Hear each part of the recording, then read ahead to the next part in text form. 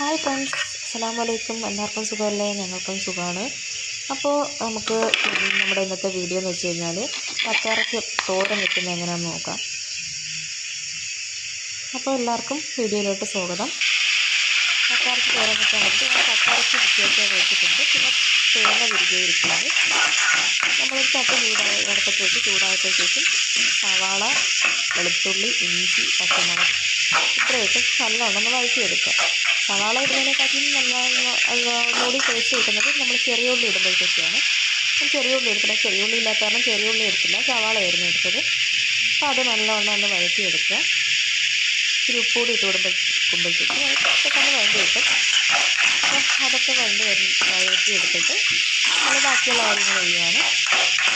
അപ്പോൾ എന്തൊക്കെയുണ്ട് വിശേഷങ്ങൾ? എല്ലാവർക്കും സുഖമല്ലേ?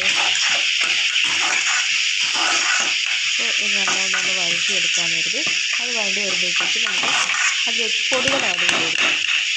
പൊടികൾ വെച്ച് കഴിഞ്ഞാൽ പിന്നെ ഒരു ശകലം മുളക് പൊടി, ഇച്ചിരി മഞ്ഞൾപ്പൊടി, പിന്നെ പെരുംജീരകം പൊടിച്ചത് കുറച്ച് പെരുംജീരകപ്പൊടി, പിന്നെ കുറച്ച് മല്ലിപ്പൊടി, അങ്ങനെ കുറേശ്ശെ ഇട്ട് കൊടുത്താൽ മതി. എല്ലാം ഒരു ടീസ്പൂണിൽ ഇട്ടാൽ മതി. ഞാനതിനെ അളന്നൊന്നുമില്ല കേട്ടോ. നമുക്കൊരളവുണ്ടല്ലോ, ആ ഒരു അളവിൽ കക്കയിറച്ചി എത്രത്തോളം ക്വാണ്ടിറ്റി ഉണ്ടോ അതുപോലെ ആ ക്വാണ്ടിറ്റി നമ്മൾ സാധനം എടുക്കുക. അപ്പോൾ ഞാനിവിടെ എടുത്ത കക്കയിറച്ചിക്കുള്ള പൊടികളാണ് ഇട്ട് കൊടുത്തിരിക്കുന്നത്. അതൊക്കെ ഇട്ട് അത് നല്ലോണം ആ പൊടിയുടെ പച്ചമണം ഒന്ന് മാറുന്നത് വെച്ചിട്ട് നമുക്കൊന്ന് ഇളക്കി കൊടുക്കാം. അത് ഇളക്കി കൊടുത്ത് തേങ്ങ അരച്ചെടുക്കാതെ പോകാതെ. അപ്പോൾ നിങ്ങളെല്ലാവരും പോലെ ഒന്ന് ട്രൈ ചെയ്ത് നോക്കാം. പിന്നെ കക്കയിറച്ചി അധികം തോരൻ വെക്കാം, നമുക്ക് കിട്ടുന്ന റോസ്റ്റ് ചെയ്യുന്നതായിരുന്നു. അപ്പോൾ ഇന്ന് കക്കയിറച്ചി കിട്ടുന്നതാണ് തോരൻ വെച്ചുകൊണ്ടായിരുന്നു, പിന്നെ റോസ്റ്റല്ലേ കഴിക്കുന്നത്.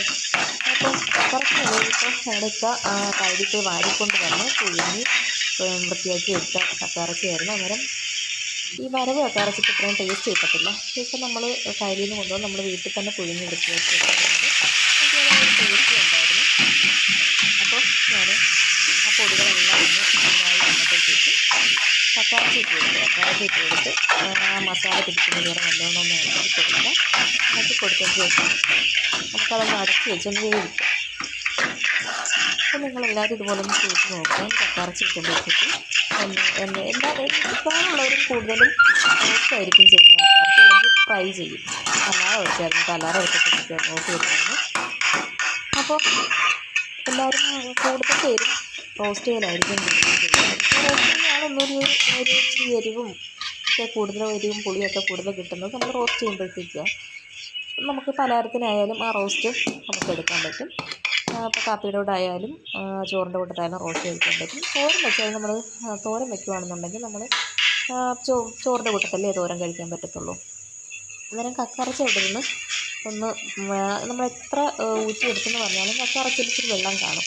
അന്നേരം ആ വെള്ളമൊക്കെ ഒന്ന് പറ്റി വരുമ്പോഴത്തേക്കും ഞാൻ അത് അരച്ചെടുത്ത് തേങ്ങയും ഇച്ചിരി മഞ്ഞൾപ്പൊടി, ഇച്ചിരി പെരുംജീരകപ്പൊടിയും കൂടി ഇട്ട് ഞാൻ അരച്ചെടുത്ത് വന്നിട്ട് അതിൻ്റെ കക്കയിറച്ചിയുടെ വെള്ളമൊക്കെ പറ്റി സെറ്റായിട്ടുണ്ട്. ആ മസാലയൊക്കെ കക്കയിറച്ചിയിൽ നന്നായിട്ട് പിടിച്ച് സെറ്റായിട്ടുണ്ട്. എന്നിട്ട് തോരൻ വെക്കാനുള്ളതായതുകൊണ്ട് കാരണം മസാലപ്പൊടികളൊക്കെ വളരെ കുറച്ചായിട്ടത്.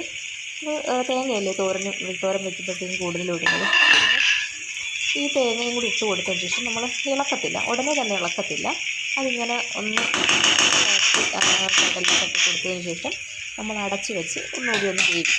ചെറിയ തീയിലിട്ട് ഒന്നുകൂടി വേവിക്കും. കാരണം വെച്ച് കഴിഞ്ഞാൽ പിന്നെ കക്കയിറച്ചിയുടെ ആ ആവി തട്ടി ആ അരപ്പ് ആവിയിലിരുന്നൊന്ന് വേഗട്ടെന്ന് കരുതിയിട്ട് അടച്ച് വെച്ച് വേവിക്കും. അതിന് ശേഷം നമ്മൾ ഒരു 5 മിനിറ്റ് കഴിഞ്ഞതിന് ശേഷം നമ്മളത് തുറന്ന് 5 മിനിറ്റ് നമ്മൾ വെയിറ്റ് ചെയ്യുക. അടക്കിയിട്ട് ചെറുതീയിലിട്ട് 5 മിനിറ്റ് വേവിക്കുക. അതിനുശേഷം നമ്മൾ മൂടി തുറന്നതിന് ശേഷം അത് നല്ലോണം ഒന്ന് ഇളക്കി കൊടുക്കുക.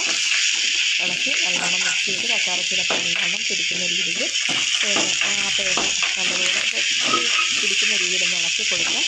അപ്പോൾ ഈ കക്കയിറച്ചിയൊക്കെ തോരൻ വെക്കുന്നത് വെച്ച് കഴിഞ്ഞാൽ നമ്മൾ ഇത്തിരി തേങ്ങയൊന്നും കിട്ടാൻ പറ്റത്തില്ല, ഏറെ തേങ്ങ വേണം, എന്നാലേ അതിന് ടേസ്റ്റ് കിട്ടത്തുള്ളൂ. അപ്പോൾ അതിൻ്റെ കക്കയിറച്ചി തോരൻ ഇവിടെ റെഡി ആയിട്ടുണ്ട്, നല്ല സെറ്റായി കിട്ടിയിട്ടുണ്ട്. നല്ല അടിപൊളി ടേസ്റ്റായിരുന്നു. പക്ഷേ ഇത്രയും കക്കയിറച്ചി ഞാൻ വിചാരിച്ചില്ല കേട്ടോ. കഴിച്ചപ്പോഴത്തേക്കും സൂപ്പർ ടേസ്റ്റ് ഉണ്ടായിരുന്നു. അപ്പോൾ നിങ്ങളെല്ലാവരും ഇതുപോലെ ഒന്ന് ട്രൈ ചെയ്ത് നോക്കുക. അതിൻ്റെ കോരി എടുത്തപ്പോൾ തന്നെ വായിൽ വെള്ളം വരുന്നു, അത്രയ്ക്കാണ് ടേസ്റ്റ് ഉണ്ടായിരുന്നു. അപ്പോൾ നിങ്ങളെല്ലാവരും ഇതുപോലെ ഒന്ന് ട്രൈ ചെയ്ത് നോക്കുക, ഫീഡ്ബാക്ക് അറിയിക്കുക. അപ്പം ഇത്രയേ ഉള്ളൂ ഇന്നത്തെ വീഡിയോ. നല്ലൊരു വീഡിയോ ആയിട്ട് വരുന്നവർക്കും എല്ലാവർക്കും ബൈ ബൈ. പിന്നെ അതിന് മുന്നായിട്ട് വീഡിയോ ആദ്യമായിട്ട് കാണുന്നവരാണെങ്കിൽ സബ്സ്ക്രൈബ് ചെയ്യുക, ഷെയർ ചെയ്യുക, ഓൾ എന്ന ഓപ്ഷൻ സെലക്ട് ചെയ്യുക, ബെൽ ബട്ടൺ എനേബിൾ ചെയ്യുക. അപ്പോൾ അടുത്ത നല്ലൊരു വീഡിയോ ആയിട്ട് വരുന്നവരേക്കും എല്ലാവർക്കും ബൈ ബൈ.